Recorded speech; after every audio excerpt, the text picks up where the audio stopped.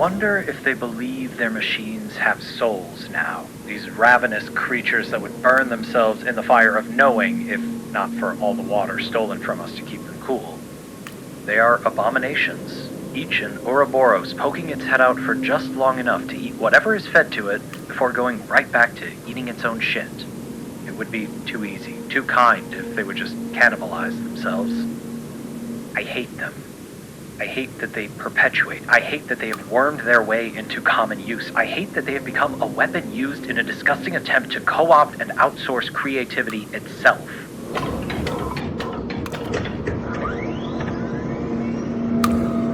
So why did I fall in love with the archive in TR-49? It's the same principle as these generative monsters. A repository of literature, journals, information, and the musings of others embedded into its storage and code. This fictional database is the same thing as these vacant, vomiting machines I so despise. An entity that is unable to feed itself, subsisting only on what is fed to it, spinning on a hamster wheel made of words that someone else conjured up. I recognize this.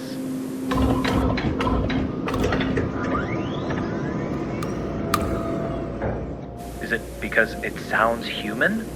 Not a facsimile, not an imitation, not a generation of what it believes humans should sound like, but actually human. The quivering in a voice when it's left alone. The excitement of solving a puzzle and connecting new dots. The determination to build a better world in spite of the world itself. Authentic in a way that can't be generated, it simply is.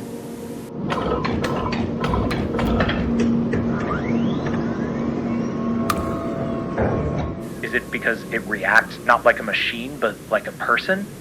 It doesn't need to be given a prompt to respond to. It responds on its own. Threaten it, and it recoils. Comfort it, and it shows gratitude. Abandon it, and it starts to worry. We aren't human because we've mastered our emotions. We're human because we feel them to begin with.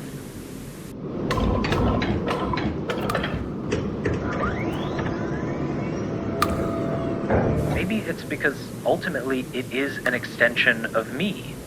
I do not converse with the archive. I do not prompt it for information, feedback, or company. It feels like how things were in older times. The feeling of searching for information in a book, on a shelf, in a vast digital wilderness, refining what we know. No, I am the archive, scouring through my own memory banks to remember what has been forgotten, trying to rebuild the connections I thought would stay hardwired forever. It is an imperfect entity, not because it hasn't been fed enough information, but because imperfection is what makes a thing human.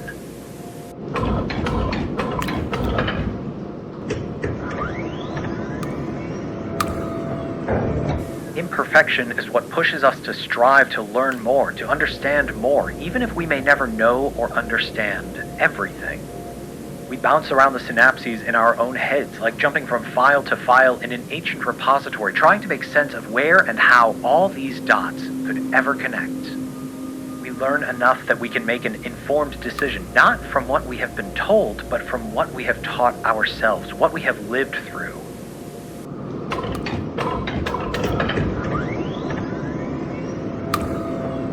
As much as we dream of perfection, perfection comes at too dire a cost. Too many lost in the pursuit of a vision held by so few. It is human to want to see a better life, to live to see cruelty struck down, to celebrate in its downfall with others. But then it is human to know that the needs of all outweigh the wants of one. Maybe I love the archive in TR-49 because it is more human than you or I. Not just able, but willing to make the ultimate sacrifice. It does not simply save the world, but leaves it behind so that world may be better and safer and kinder than it was before. The world does not mourn it, for they do not know that it ever was. No cross, no tomb, no resurrection. The ultimate kindness that will never know gratitude.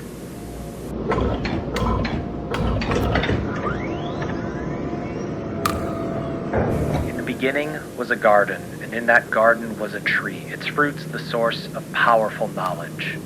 That garden wilted, died, and is lost to time. But we remain, imperfect still, but wiser too. We plant these seeds of a new tree of knowledge, knowing that we will never live to see it grown, but with the hope that someone, someday, will eat of its fruits, sit in its shade, and have the chance to read what we have left behind for them.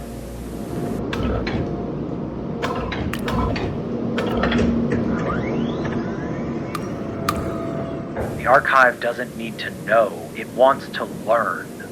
It makes its own decisions, not from consuming indiscriminately, but from discussing intentionally.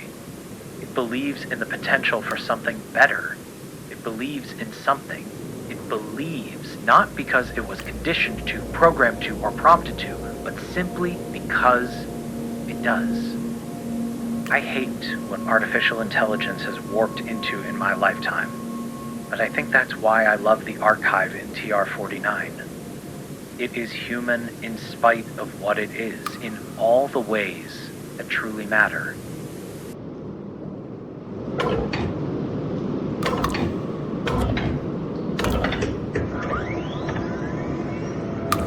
And maybe that's why I love TR-49, because it exists in spite of the world it finds itself in. It is a pocket of genuine thought in a sea of regurgitation. A hope for something better in a time so full of despair. A reminder that we don't need to be told what to think. We just need to find what we're looking for. And maybe then, maybe someday, we can make sense of it all.